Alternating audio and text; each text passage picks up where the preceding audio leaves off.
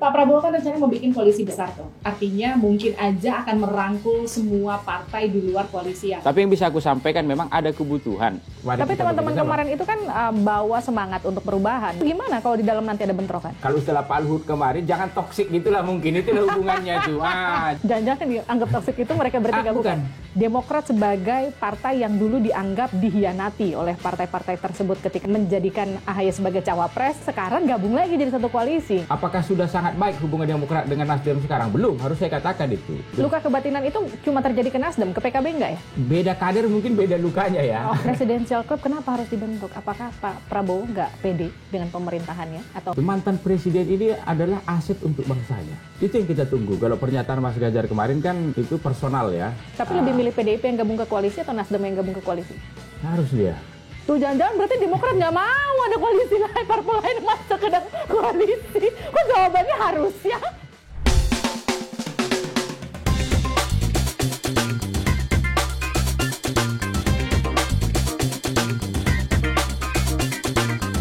Livy on Point. Kembali lagi di Livy on Point. Meskipun Prabowo Gibran belum secara resmi dilantik sebagai presiden dan juga wakil presiden karena rencananya memang baru akan dilantik pada Oktober mendatang, tapi sejumlah isu dan juga rencana di masa pemerintahannya itu sudah mulai berhembus di tengah masyarakat. Mulai dari Presidential Club dan juga soal isu menggelembungnya kursi menteri yang sekarang 34 di masa pemerintahan Pak Jokowi, namun kabarnya nanti akan menjadi 40 lebih. Bahkan terakhir informasinya berdasarkan dari gosip-gosip yang beredar, jumlahnya sampai 48. Bener nggak sih sebanyak itu jumlah kursinya nanti? Dan juga bagaimana nanti pembagian pola kursinya di pemerintahan, di kabinet Prabowo Gibran, karena nggak cuma koalisi yang baru, yang kemudian atau rekan-rekan koalisi lama yang bergabung, tapi juga ada rekan-rekan koalisi baru yang sebelumnya ini menjadi mantan rekan koalisinya Partai Demokrat. Ada PKS, ada Nasdem, ada satu lagi PKB yang kabarnya akan resmi bergabung ke koalisinya Prabowo Gibran. Gimana respon Demokrat soal itu? Kita akan berbincang sama Wakil Sekjen Partai Demokrat, Jansen Sitindaun. Bang Jansen, selamat datang. Selamat datang Livy di Livy on Point. Ini dia. Dia udah datang Bang Jansen. Bang, gini, Pak Prabowo kan rencananya mau bikin koalisi besar tuh. Artinya mungkin aja akan merangkul semua partai di luar koalisi yang dari awal bergabung bersama Prabowo Gibran. Kalau Demokrat sendiri responnya gimana? Memang ada kebutuhan untuk menambah koalisi, itu dia. Jadi 4 koalisi awal Pak Prabowo, kami Demokrat, Golkar, teman-teman Gerindra, ya bersama PAN itu kan sekarang di 48 sekian persen begitulah. Memang dalam sistem presidensial multipartai seperti kita ini banyak keputusan-keputusan eksekutif itu ya yang juga harus lolos di parlemen. Jadi ada kebutuhan memang tuh. Jadi itu makanya kalau kemudian hari ini Pak Prabowo masih mencari 1 atau 2 partai ya di luar 4 partai parlemen yang sudah ada di badan beliau ini, ya memang itu bagian dari realitas politik yang dibutuhkan untuk membangun pemerintahan yang kuat 5 tahun ke depan begitu. Bang Jansen bilang 1 atau 2 partai, tapi kalau Pak Prabowo mau rangkul semua, Demokrat nggak apa-apa? Kembali ke Pak Prabowo ya, itu dia. Jadi berapa batas atas yang beliau butuhkan kan beliau yang paling tahu. Tapi kalau batas minimumnya memang 50 plus 1. Tuh.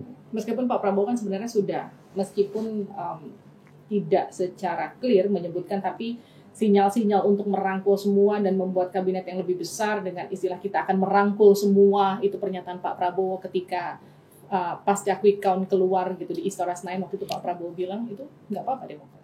Aku tidak tahu ya apakah beliau akan merangkul semua ya. Semua partai begitu masuk di pemerintahan. Aku tidak tahu, yang bisa menjawab itu kan hanya Pak Prabowo ya, atau mungkin teman-teman Gerindra lah yang tiap hari diskusi dengan beliau. Tapi yang bisa aku sampaikan memang ada kebutuhan. Okay. Bahkan jika pun saya atau siapapun yang jadi presiden dalam sistem yang sekarang ini, memang biar enak gitu dalam menjalankan pemerintahan, minimal di tangannya itu ada 50 plus 1 ya parlemen itu. Okay. Itu syarat paling minimum itu. Ingin mempersiapkan pemerintahan yang handal 5 tahun ke depan, tapi juga koalisi yang juga kuat. Kuat itu bukan berarti selalu paling besar ya. Besar itu satu indikasi, tetapi kuat itu solid. Artinya jangan sampai terkesan besar tetapi kropos. Demokrat ketika ada pernyataan dari Mas AHY, jangan sampai terkesan besar tapi keropos di dalam. Itu artinya sebenarnya ada resistensi dari Demokrat. Kalau bisa gitu? soal keropos itu bukan kaitannya dengan soal apa seperti yang sering disampaikan publik begitu. Wah, jatah Demokrat akan kurang, jatah Golkar akan kurang, atau jatah PAN akan kurang begitu, Gerindra akan kurang. Enggak itu. Maksudnya, maksud Mas AHY dalam pernyataan itu adalah jika nanti teman-teman yang masuk belakangan ini ikut begitu ke dalam kabinet, ya kalau istilah Pak Luhut kemarin, jangan toksik gitulah mungkin, itulah hubungannya itu. Jangan malahan jadi racun gitu. Jangan malahan kemudian tidak konsisten, tidak setia gitu-gitulah dia. Jadi bukan soal jatah. Kalau kami Partai Demokrat sepenuhnya berapa hak kami begitu, kami sudah mempercayakannya kepada Pak Prabowo. Apalagi kan hubungan antara Partai Demokrat dengan Gerindra hari ini sangat bagus. Termasuk para pembuat keputusan di masing-masing partai juga sangat bagus hubungannya. Mas AHY dengan Pak Prabowo sangat bagus. Dan syukur alhamdulillah hubungan Pak SBY dengan Pak Prabowo juga sangat bagus begitu. Jadi bukan karena jatah kursi yang takut terusik ya? Enggak dong. Kami sepenuhnya sadar Pak Prabowo sudah tahulah yang pas untuk Demokrat berapa ya, termasuk kemudian portofolionya apa-apa saja itu. Termasuk teman-teman kami yang masuk belakangan juga namanya telat. Nggak mungkin juga lah mereka ingin melebihi yang sudah duluan masuk ini kan. Ya dong. Kalau di perbankan itu ada namanya kreditor preferen, ada konkuren begitu dia. Jadi kami ini preferennya lah. Ya, kalau sahamnya blue chipnya kita lah gitu kan sejak awal mendukung kan itu. Kalau teman-teman yang masuk belakangan ini ikut juga begitu, ya penting baca dulu visi dan misi Pak Prabowo dan Mas Gibran yang kemarin didaftarkan ke KPU. Tuh. Kemudian kalau setuju dengan visi dan misi itu ya mari kita masuk. Tapi teman-teman kemarin itu kan bawa semangat untuk perubahan. Beda banget Pak Prabowo Gibran itu semangatnya keberlanjutan. Itu gimana kalau di dalam nanti ada bentrokan? Saya kira pasti Pak Prabowo kan komunikasi dulu ya. Inilah yang disebut toksik itu. Jangan-jangan dianggap toksik itu mereka bertiga bukan? Inilah yang disebut toksik. Kalau tiba-tiba sudah masuk ke dalam, ternyata membawa racun, bukan madu kan gitu kan.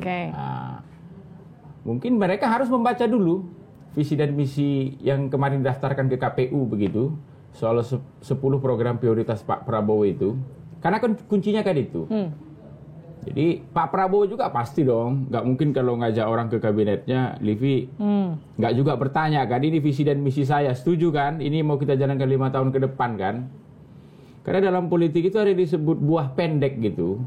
Jadi untuk melihat hasil Pak Prabowo ini di tahun keempat dan kelima, Pak Prabowo itu harus menanam betul programnya yang baik di tahun pertama dan kedua. Nah, sehingga bisa dipanen nanti di tahun keempat dan kelima begitu. Nah, yang jadi pertanyaan, jadi nggak boleh ada gangguan. Ya, gitu, nggak boleh ada gangguan. Tapi yang jadi pertanyaan kan gini, kalau kita bicara soal katakanlah rekonsiliasi dari parpol-parpol yang tadinya jadi oposisi mau dirangkul jadi koalisi begitu.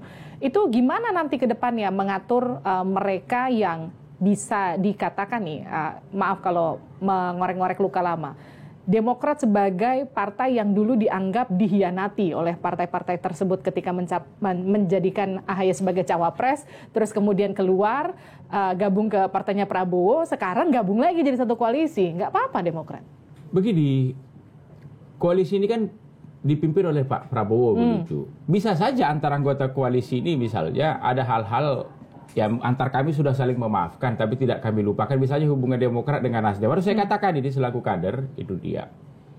Apakah sudah sangat baik hubungan Demokrat dengan Nasdem sekarang? Belum, harus saya katakan itu. Tetapi kalau kemudian teman-teman Nasdem masuk, begitu kan pimpinannya Pak Prabowo. Ya kita patuh dong. Terus gimana kerjasamanya? Ya apa perintah Pak Prabowo dijalankan oleh teman-teman Nasdem, dijalankan oleh teman-teman Demokrat. Seiring waktu begitu, kalau kemarin ada luka, ya pelan-pelan pasti akan bisa ditutupi kan itu. Tapi kalau ditanya sekarang saya selaku kader begitu, apa kamu sudah melupakan orang kejadiannya baru kemarin? Kan belum dong. Tapi apakah kalau teman-teman Nasdem masuk ke pemerintahan Pak Prabowo, Demokrat bermasalah? Enggak. Itu biarlah nanti Pak Prabowo yang akan memimpin kami kan begitu. Soal porsi apa yang ke Nasdem, porsi apa yang ke Demokrat, ke Golkar dan ke teman-teman yang lain, Pak Prabowo lah selaku pimpinan. yang Tapi harus gini, membagi itu. luka kebatinan itu cuma terjadi ke Nasdem, ke PKB enggak ya? Kan PKB ikut nikung tuh dengan menempatkan Caimin di situ. Beda kader mungkin beda lukanya ya. Ini tadi. Ini hanya sekedar contoh gitu ya dia.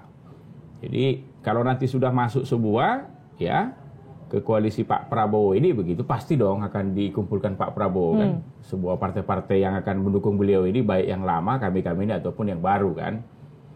Jadi apa arahan Pak Prabowo ya, bagaimana kemudian pembagiannya ya kembali ke Pak Prabowo, kita terima dong. Tapi ada nggak sih obrolan dari Pak Prabowo kepada ketum-ketum parpol soal rencana bahwa saya akan melobi atau sedang pendekatan untuk melobi parpol A, B, C, D untuk menjadi koalisi? Bagaimana respon dari para ketum parpol? Nggak ada? Begini sebenarnya, kalau soal melobi ini kan nggak terlalu banyak sebenarnya parpol kita yang masuk ke parlemen hari ini. Itu 4 udah ada di Pak Prabowo, sisanya kan ada 4 lagi di luar kan gitu. Jadi kemudian Pak Prabowo melakukan pertemuan kemarin dengan PKB, dengan Nasdem. Buat kita nggak ada masalah itu. Penting itu tadi kalau sudah masuk nanti ke dalam, ya mari kita solid, itu yang kami katakan kemarin. Jangan kemudian di tengah jalan ada yang menggembosi begitu. Itu dia. Lebih pada itu, Livi. Kami tidak ada masalah karena memang siapapun yang jadi presiden itu memang punya kebutuhan minimum untuk mengamankan 50+1 kursi yang ada di parlemen. Itu kebutuhannya memang begitu. Kan kita sistemnya multipartai. Sistem multipartai ini pola penyusunannya itu memang hampir mirip seperti di parlementer. Dan kita bersyukur sejak presiden terpilih itu ditetapkan KPU, masih ada waktu 4-5 bulan ya menuju dia dilantik nanti tanggal 20 Oktober untuk menyusun pemerintahan. Jadi kalau memang dia merasa kurang begitu komposisinya ini, ya disitulah dia melobi begitu. Misalnya seperti di Belanda kalau kita studi komparasi sedikit. Di sana kan partai berkuasa namanya VVD. Juli tahun lalu, Perdana Menteri paling lama Belanda namanya Mark Rutte ya, ini pimpinan partai PVD mengundurkan diri. Jadi pimpinan partai PVD yang baru diperintahkan oleh raja begitu untuk membentuk pemerintahan definitif di Belanda. Ini sudah hampir 1 tahun lebih. Nggak terbentuk. Itu dia. Itu makanya sekarang Perdana Menteri Belanda itu acting Prime Minister, bukan definitif. Termasuk di Denmark kalau kita baca pembentukan pemerintahnya kemarin itu hampir 1 tahun lebih tuh. Partai-partai tidak ada ujung begitu untuk membentuk minoritas. Mayoritas sempit begitulah dia di parlemen. Kalau kita bersyukur, ini kan ada 4-5 bulan ini. Itu. Inilah tugas kemudian kepala pemerintahan, kepala negara kita berikutnya, Pak Prabowo ini, untuk melobi, saya masih 48% ini kursi di parlemen. Apakah hanya butuh 50+1 saja atau lebih dari itu kembali kepada beliau. Sekarang gini, kalau semua parpol dirangkul jadi koalisi, tapi kan kekhawatirannya gini, jangan sampai ada pluralisme otoriter yang kemudian dikhawatirkan akan terjadi nanti di pemerintahan Prabowo nanti. Kekuasaan menjadi absolut, tidak ada check and balances karena semua parpol gabung jadi koalisi. Itu gimana nanti? Apakah akan 100% ini semua masuk ke kabinet Pak Prabowo? Saya kok nggak yakin ya. Itu dia. Anda yakin akan tetap ada yang jadi oposisi? Iya, tetap akan ada yang jadi oposisi. Bahkan jika pun misalnya 100% ya, ini sekali lagi kita menduga-duga ini ya. Bahkan jika pun misalnya 100% semua partai-partai parlemen ini masuk ke pemerintahan, maka antar kita di dalam itulah yang kemudian harus menjaga. Misalnya soal isu demokrasinya ya. Kami Partai Demokrat ini kan sejak dulu salah satu nilai-nilai yang diturunkan Pak SBY ke kami selaku ideolog itu kan pertama itu demokrasi ini harus kalian jaga begitulah. Soal pembatasan masa jabatan presiden, karena dulu tahun 98 itu kan Pak SBY pernah jadi praksi ABRI di DPR gitu dia. Beliau kan punya peran juga terhadap reformasi ini. Itu nggak boleh itu diganggu gugat. Itu makanya baik kami di dalam pemerintahan ataupun di luar pemerintahan, kalau kemudian ada niat misalnya yang berkuasa pada saat itu ingin mengubah kembali soal pembatasan masa jabatan presiden ini, di dalam kekuasaan pun kami pasti akan kami tentang itu. Soal pemilu reguler misalnya, itu juga nilai-nilai diturunkan Pak SBY ke kami. Itu makanya kalau kami ditanya apakah pemilu harus 5 tahun sekali tanpa perlu konsultasi ke DPP pun semua kader Partai Demokrat begitu secara mandiri berani mengatakan iya. Karena ada nilai-nilainya kan. Oke. Itu. Misalnya seperti kami Demokrat, soal fiskal ini juga diperhatikan oleh Pak SBY. Itu.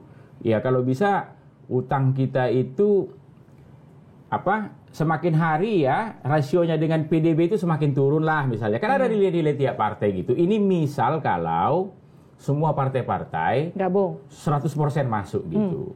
Jadi masing-masing partai itu kan punya nilai-nilai. Nilai-nilai itulah yang kemudian walaupun kita di dalam kekuasaan harus kita pakai untuk menjaga pemerintahan itu. Oke. Walaupun aku berpikir ya rasanya nggak mungkin lebih 100% itu dia. Tetap nggak mungkin, pasti ada yang nyisa di luar ya? Mungkin ya, itu dia. Mungkin. Ya kita tunggulah. Ini kan akan bulan ini katanya ada apa? Rakernas teman-teman PDIP kan untuk menentukan apakah ikut masuk atau tetap di luar begitu. Setelah Pak Ganjar kemarin sudah deklarasi bahwa akan jadi oposisi, apakah kemudian suara PDIP akan sama dengan suara Pak Ganjar? Apakah nanti kemudian gabung ke jadi koalisi? Itu masih belum ada informasi soal itu. Itu yang kita tunggu. Kalau pernyataan Mas Ganjar kemarin kan itu personal ya. Tapi lebih milih PDIP yang gabung ke koalisi atau Nasdem yang gabung ke koalisi? Aku tidak dalam posisi memilih mana yang lebih baik. Itu kembali ke Pak Prabowo lah. Oke. Karena kan masinisnya gerbong ini nanti kan Pak Prabowo, itu dia. Dan Pak Prabowo ini kan sudah punya jam terbang politik yang sangat matang kan ini. Bahkan aku sering mengatakan begitu di waktu pemilu kemarin. Inilah bentuk terbaik seorang Prabowo sebagai politisi. Ini dia. Tahun-tahun ini nih ya. Dan beruntung kita beliau menang. Gitu.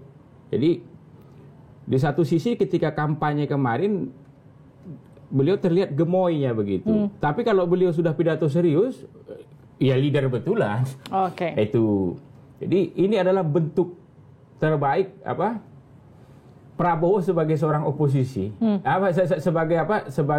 sebagai seorang politisi. Ini dia. Ini bentuk terbaiknya sekarang ini. Kita beruntung dapat Pak Prabowo dalam bentuk yang sekarang ini. Oke. Bang Jansen gini, kalau Golkar udah berani nyebut butuh 5 kursi menteri, Demokrat minta berapa? Kami kalau arahan Mas AHY ke kita kemarin, percayakan sepenuhnya ke saya begitu. Jadi dan itu makomnya kan udah di atas itu, Livi. Itu biarlah para pembuat keputusan di masing-masing partai lah yang berkomunikasi dengan Pak Prabowo kan. Tapi tahu dong, Mas Sekjen, masa nggak tahu berapa angka yang disodorin ke Pak Prabowo? Ya kalau diskusi di internal kita ada harapan kita, gitu dia. Ada harapan kita. Tapi salurannya kan kita sampaikan kepada ketua umum kan. Tum, kalau boleh, kan begini juga. Kami Partai Demokrat ini kan sejak pemerintahan Pak SBY dikenal sebagai partai yang serius mengelola pemerintahan begitu kalau masuk ke kabinet. Jadi ini dalam seluruh partai ya, bukan hanya Demokrat saja mungkin. Kader-kader terbaiknya itu juga kan sudah dilihat. Oh, kader kita yang hari ini ada ini dan siap pakai dalam tanda kutip itu kalau portofolionya ini gitu. Jadi ya di masing-masing partai termasuk di Demokrat, ya soal-soal ini juga udah kami bicarakan. Tapi kalau soal jumlahnya begitu, itu biarlah ketua umum kami Mas AHY yang merumuskannya lah, yang pas berapa dengan Pak Prabowo begitu. Tapi belum ada pos-pos menteri yang kemudian diincar sama Demokrat ya? Atau udah ada sebenarnya? Mas AHY maunya targetnya di pos menteri apa, beberapa kadernya akan ditaruh di mana gitu?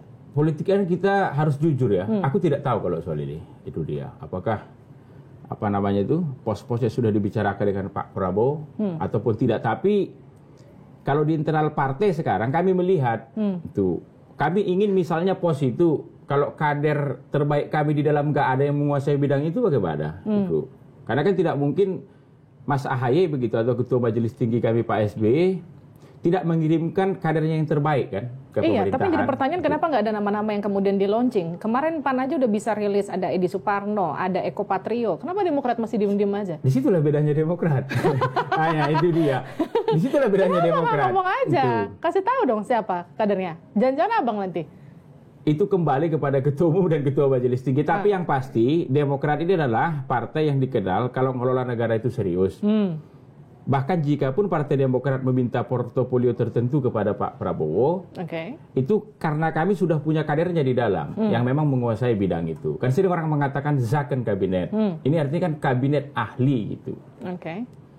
Di luar ini kan ada dikotomi yang lebih bagus itu kalau menteri profesional, orang partai kurang profesional, kurang ahli katanya. Ini kalimat-kalimat begini bisa muncul. Itu karena publik mungkin melihat kader-kader yang dikirim partai untuk menduduki kementerian tertentu itu mereka anggap tidak ahli kan. Itu dia. Itu makanya kalau kami Partai Demokrat di bidang mana kader kami hari ini memang punya keahlian, punya kualitas ya. Ya mungkin itulah portofolio yang akan kami minta kepada Pak Prabowo. Nggak mungkin kami meminta. Kami nggak punya ahlinya begitu, kami minta. Ketika tiba-tiba kemudian Pak Prabowo mengatakan oke, siapa mau kita kirim? Terus kalau Bang Jansen ahlinya jadi menteri bidang apa?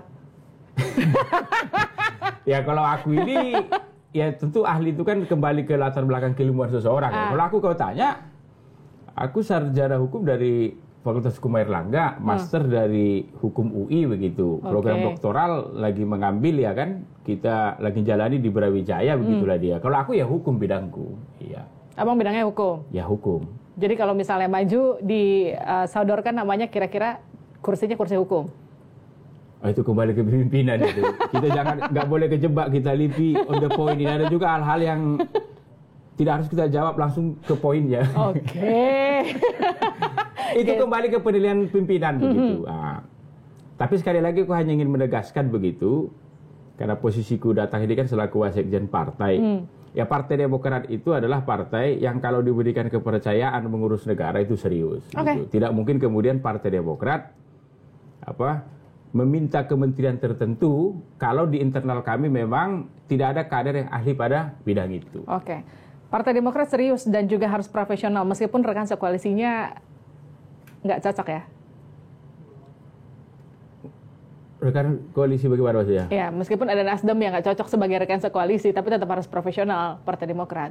Bukan nggak cocok, itu dia. Masih ada luka kemarin itu. Kalau dilihat misalnya ADRT Nasdem itu nasionalis sama dengan Demokrat, itu dia. Memang di pemilu kemarin ada sedikit luka kami. Bang, banyak lukanya. Aku ingat kali aku habis abang bilang aku nggak tidur itu. Aku konfirmasi sampai ke bandara. Aku ingat kali waktu itu, Bang. Lah itulah. Itu kan, abang emosi kali. Sekarang udah membaik, Bang. Ya pelan-pelan kan pasti membaik kan. Itu dia. Namanya seiring waktu kan. Tapi sekali lagi soal koalisi ini itu kembali kepada Pak Prabowo mau ngajak partai yang mana ya di luar yang tidak mendukung beliau kemarin kembali ke Pak Prabowo. Kita ngomong soal Presidential Club deh. Ini udah diomongin belum sama Pak SBY? Rencana untuk membuat Presidential Club yang gabungan antara presiden-presiden untuk memberikan saran membangun Indonesia ke depan. Kira-kira gitulah rencananya. Kayak di Amerika. Kita belum pernah punya tradisi dia, tapi kalau harus melakukan studi komparasi, benar kamu katakan, Amerika begitu. Jadi, ada buku yang bagus sebenarnya kalau soal ini. Judulnya The President Club. Jadi, inside the world, the most exclusive fraternity. Jadi dia pakai fraternity. Itu. Jadi persaudaraan. Di dalam dunia persaudaraan paling eksklusif, itu dia. Jadi, maknanya ini kan berarti kepentingan negara itu di atas rivalitas. Kan itu artinya ini. Gitu. Jadi kita beruntung hari ini sebenarnya. Kalau ini betul ya, tradisi baru ini nanti jalan, kita punya presiden 7 orang. Sampai Pak Jokowi tambah Pak Prabowo besok 8 kan. Yang hidup masih 4 ini berarti. Jadi Ibu Mega, kemudian Pak SBY, Pak Jokowi, dan presiden yang sedang menjabat nanti Pak Prabowo. Kalau untuk dibuat klubnya udah cukup. Ada anggotanya gitu. Amerika sekarang presidennya Biden ini ke-46 ini. Yang hidup mereka tinggal 6 apa 7. Biden, mundur ke belakang Obama, mundur lagi Trump ya. Trump, Obama, kemudian George Bush Junior, kemudian Bill Clinton sama Jimmy Carter. 6 di sana. Jadi presiden klub di Amerika itu anggotanya 6. Kita di sini 4 begitu. Memang lebih banyak sana, tapi kan sudah 44 jumlahnya begitu. Dan sehat-sehat ini. 4 presiden kita ini, atau 3 lah mantan presiden, 1 presiden Pak Prabowo begitu. Jadi, tapi emang rasa itu banyak positifnya. Jadi buat aku Livi begitu, mantan presiden ini adalah aset untuk bangsanya. Jadi mereka punya jaringan, pernah jadi presiden di negaranya, teman mereka di negara lain pun kan minimal mantan presiden di sana. Itu kan hebat-hebat ini. Aku ingat cerita satu contoh yang hebat sekali itu tahun 61 tuh terpilihlah presiden yang sangat muda di Amerika, namanya Kennedy. Memang ini hebat, ganteng, populer, ya. 40-an umurnya. Tiba-tiba ada kejadian invasi Teluk Babi namanya. Karena di sebelah Amerika itu kan ada Kuba. Waktu itu dipimpin Fidel Castro begitu. Gagal invasi itu, beberapa tahun kemudian itu jadi berpotensi menjadi perang nuklir itu. Lewat belakang layar, Kennedy ini menghubungi presiden sebelum dia. Kebetulan hebat. Itu namanya Dwight Eisenhower, namanya Ike Eisenhower. Ike ini ketika Perang Dunia Pertama, Perang Dunia Kedua, beliau ini adalah panglima perang sekutu di Eropa. Jadi bukan bintang 4 lagi. Sebentar dulu, bintang 5 ini, bintang 5. Dia kemudian presiden 2 periode, Republikan. Sedangkan yang menjabat waktu itu Kennedy adalah Demokrat. Dia minta tolong itu ke presiden yang sangat senior dan punya pengalaman ini, termasuk mereka tampil di depan publik menenangkan Amerika begitu. Oh, Kennedy ini memang nggak berpengalaman, tapi Ike Eisenhower ada bersama dia, dampingi dia, kan begitu. Tapi gini, yang jadi pertanyaan, kalau itu dibikin di Indonesia, kalau kita lihat kan suhu tensi dari para mantan presiden kita, mulai dari Bu Mega, Pak SBY dengan Pak Jokowi, ini kan naik turun ya, katakanlah hubungannya itu naik turun. Jadi bisa dikatakan apakah kalau ini dibentuk di Indonesia itu akan jalan? Begini. Bukan dibentuk sebenarnya, ini sifat informal. Presiden klub di Amerika itu pun informal. Presiden yang sedang menjabat, maknanya di sana memaksimalkan ya mantan-mantan presiden sebelum dia, ya, baik itu untuk diskusi atau untuk melakukan tujuan tertentu demi kepentingan Amerika. Misalnya seperti kemarin lah, ada 2 warga negara Amerika tiba-tiba ditahan oleh Kim Jong Il di Korea Utara. Presiden sedang menjabat waktu itu Obama. Kalau Obama langsung ke sana, pakai hubungan diplomatik tingkat tinggi tidak pas. Obama kemudian meminta Bill Clinton. Itu, mantan presiden. Pak Bill begitulah. Pak Bill lah yang ke Korea Utara. Negosiasi dengan Kim Jong Il. Apapun ini mantan presiden. Besar, punya reputasi Bill ini. Dia ke sana, ternyata Kim Jong Il-nya oke. Udah kamu bawa aja 2 orang ini. Itu. Jadi dalam konteks itu, jadi kita punya 3 mantan presiden. Iya, tapi yang jadi pertanyaan gini, bakal jalan nggak? Karena kan hubungan antara Bu Mega Pak SBY, Bu Mega dengan Pak Jokowi, itu kan bisa dikatakan naik turun. Kalau itu kembali ke Pak Prabowo-nya kan, itu minimal kalau hubungan Pak Prabowo dengan Pak SBY oke. Pak Prabowo dengan Pak Jokowi oke. Kalau kamu aku tanya ya, tinggal tugas Pak Prabowo kalau ini jalan, ya membuat jembatan hubungan dengan Ibu Mega yang dulu adalah calon presiden beliau kan pernah jadi calon wakil presiden ya. Nah ini kan kalau saya baca nih kan beberapa elit politik bisa dikatakan dari PDIP menyatakan presidential club kenapa harus dibentuk? Apakah Pak Prabowo nggak pede dengan pemerintahannya atau nggak pede ketika memimpin gitu sampai harus minta saran dari para mantan presiden? Aku agak beda tuh, bukan dibentuk kalau aku. Ini sifatnya informal. Informal. Presiden yang sedang menjabat itu memaksimalkan untuk hal-hal tertentu, kepentingan tertentu, presiden-presiden sebelum dia yang masih hidup dan sehat. Gitu. Contoh misalnya, tiba-tiba kita punya urusanlah dengan Rusia. Contoh aja deh, itu. Jadi sebelum Pak Prabowo dengan presiden yang sekarang, misalnya bisa saja dikirim Pak SBY karena Pak SBY ini sangat dekat dengan Putin. Itu. Jadi bahkan ketika Putin ulang tahun, Pak SBY itu pernah main gitar tuh, pernah ada video viral tuh, sangat dekat hubungannya Pak SBY dengan Erdogan misalnya, sangat dekat itu. Atau tadi saya kasih contoh Korea Utara tadi, Pak SBY dan Pak Jokowi dekat tidak dengan Korea Utara? Kalau dibanding Ibu Mega lebih dekat keluarga Soekarno, itu karena sejak kakeknya Kim Jong Un sekarang ya Kim Il Sung kalau tidak salah, itu dekat sekali dengan Bung Karno. Jadi keluarga Bung Karno diterima sangat baik di Korea Utara. Kalau ada apa-apa misalnya seperti kamu lah jurnalis, tiba-tiba ditahan di Korea Utara. Jelek-jelek dong. Kan pernah, Muti Hafiz kan pernah segala macam. Misalnya lah kamu, ternyata menteri dengan menteri nggak cukup lagi. Sebelum presiden dengan presiden bisa aja mantan presiden kita maksimalkan, karena dia punya hubungan ke sana kan. Itu makanya aku katakan tadi, dalam tradisi kita ini belum pernah dilakukan. Itu Pak Prabowo karena memang beliau hidup dalam tradisi Barat ya. Bahkan SD, SMP, SMA aja di luar, mungkin melihat ini ya baik. Gini, tapi kalau dibilang Presidential Club itu sengaja di sounding atau dilemparkan lah isunya, dibentuk secara informal katakanlah, itu untuk melemahkan oposisi. Oh enggak, itu bahkan aku katakan tadi, ini kepentingan negara di atas rivalitas. Ini bukan lagi soal politik-politik praktis. Kalau komparasinya Amerika ya, terjadilah tsunami di Indonesia. Presiden sedang menjabat ketika itu akhirnya memerintahkan ya Bill Clinton dan George Bush senior ke Indonesia. Tapi Jarod bilang itu cuma basa-basi politik aja. Oh enggak dong. Enggak ya? Aku ini pernah 10 tahun terakhir Pak SBY tidak presiden ini, kan aku beberapa kali dampingi beliau ke luar negeri. Seperti misalnya tahun lalu kami ke Malaysia diundang oleh Raja Negeri 9 karena beliau akan memberikan pidato di Universitas Kebangsaan Malaysia begitu. Kami nginap hari pertama di Putrajaya begitu. Perdana Menteri Malaysia waktu itu Pak Ismail Sabri sebelum Anwar ini ya. Karena habis Muhyiddin Yassin kan Ismail Sabri. Ngubungi Pak SBY gini-gini. Aku ngeliat langsung itu. Mantan presiden ini aset buat bangsanya, itu dia. Apalagi mantan-mantan presiden yang dipilih langsung ya.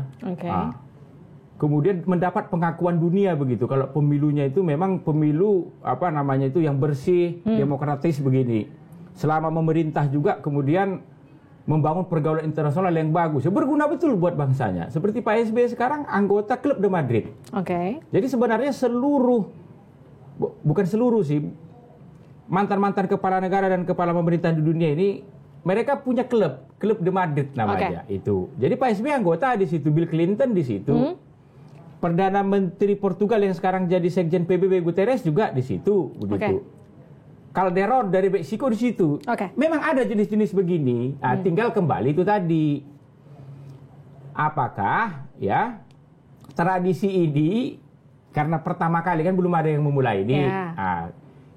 Karena mau dimulai pun kalau klub mantan presidennya masih sedikit atau nggak ada mantan presidennya yang hidup kan tidak efektif juga. Ini kebetulan ada 4 sekarang. Jadi harusnya berjalan ya. Dan juga bisa optimal harusnya.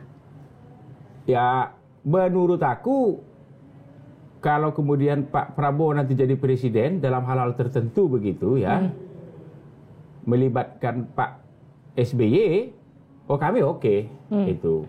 Ya sepanjang yang ku tahu kalau kami aku tidak punya legal standing untuk menjawab yang lain ya. Kita masuk ke kuis jawab cepat. Ini jawabnya harus cepat ya Bang. Jangan mikir. Sebut satu parpol yang harusnya berada di luar koalisi. PDI lah. PDI ya. Sebut satu parpol yang harusnya ada di dalam satu koalisi. Udah ada Golkar, ada Gerindra. Enggak, yang dari luar dong. Yang harus ditarik itu satu parpol siapa? Harus dia. Tuh jangan-jangan berarti Demokrat nggak mau ada koalisi lain, parpol lain masuk ke dalam koalisi. Kok jawabannya harus ya? Ayo, satu parpol yang harusnya gabung ke dalam koalisi. Kalau disuruh milih siapa Bang? Ya bisa PKB, bisa Nasdem. Enggak, satu Bang, satu. Satu siapa Bang? Itu kembali ke Pak Prabowo lah. Karena hanya menurut Abang. Kembali ke Pak Prabowo itu.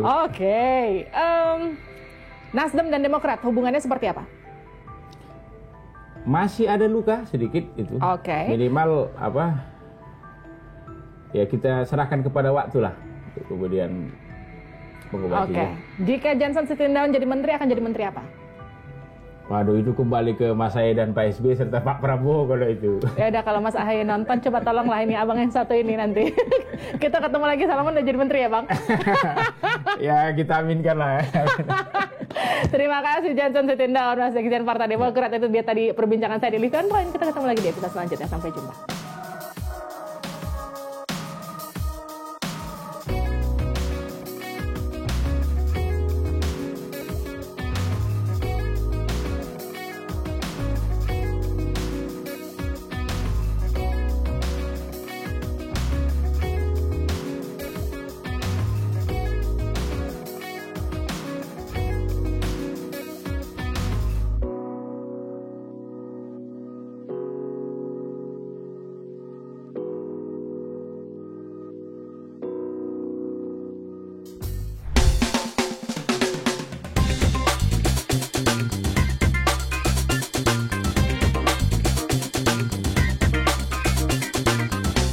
Living on point.